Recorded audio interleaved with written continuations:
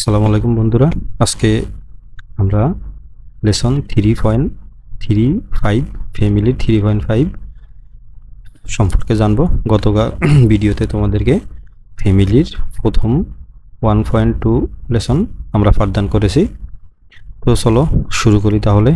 Aziz Ahmed parents also live with the family. Aziz আহমেদের পিতামাতাও তাদের সাথে বসবাস করে। কাদের সাথে? তোমরা যদি জানতে হয় তাহলে আমার এর আগের ভিডিওটি লেসন 1 থেকে 2 ইউনিট 3 এই ভিডিওটি দেখে নাও, তাহলে তোমাদের বুঝতে সুবিধা হবে। Aziz Ahmed parents also live with the family, অর্থাৎ আজিজ আহমেদের পিতামাতাও একই ফ্যামিলিতে বসবাস করে। His father Altafuddin is 68 years old. তার বাবা, আজিজ আহমেদের বাবা আলতাফউদ্দিন এর বয়স 68 বছর।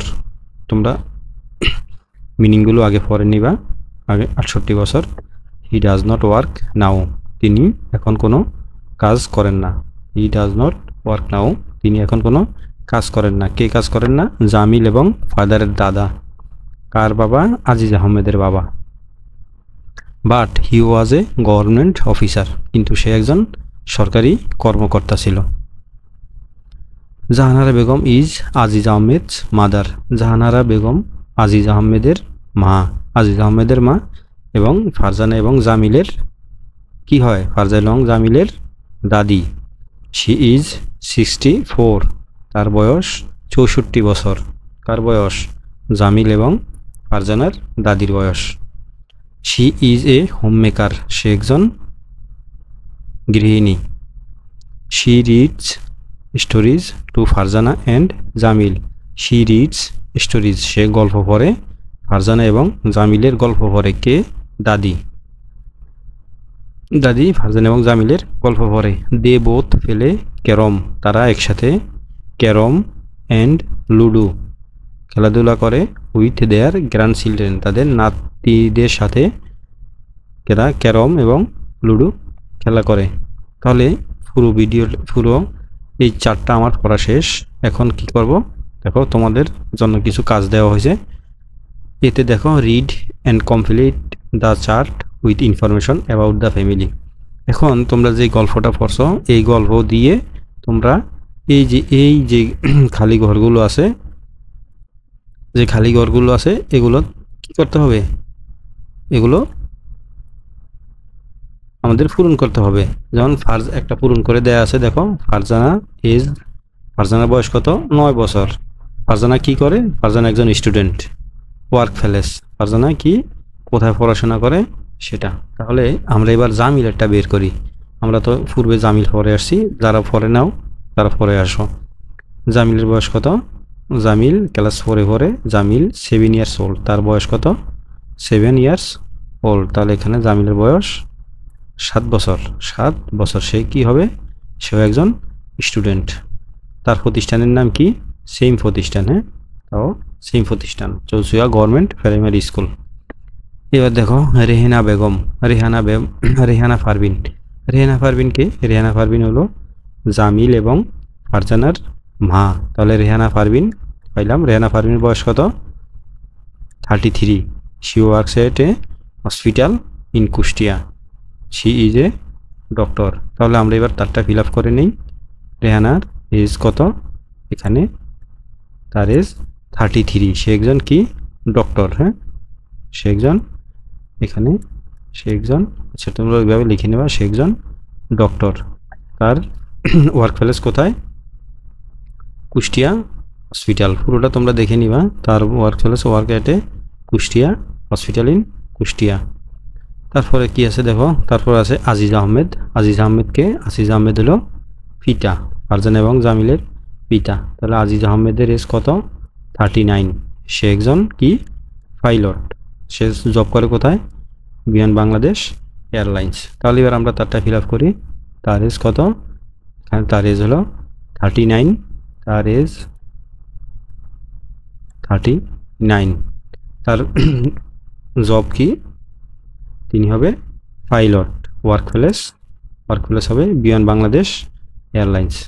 যে ওয়ার্ক প্লেস হবে এটা বিমান বাংলাদেশ এয়ারলাইন্স আমাদের শেষ। তারপর আছে কি আলতাফ উদ্দিন। তাহলে এই আলতাফ উদ্দিন হলো তোমার আজিজ আহমেদের বাবা, ফারজান এবং জামিলের দাদা। তাহলে আজিজ আহমেদের এজ কত? 68 ইয়ার্স ওল্ড। আলতাফ উদ্দিন আহমেদের 68 ইয়ার্স ওল্ড। সে কি করে? এখানে হবে রিটায়ার্ড। হ্যাঁ, সে রিটায়ার্ড, সে এখন কোনো কাজ করে না। তাহলে ওয়ার্কপ্লেস কি? ওয়ার্কপ্লেস দরকার নেই আমাদের। জাহানারা বেগম কি? জাহানারা বেগম হলো আজিজ আহমেদের কি মা, আজিজ আহমেদের মা। তাহলে তার বয়স কত? তার বয়স হলো 64। সে কি করে?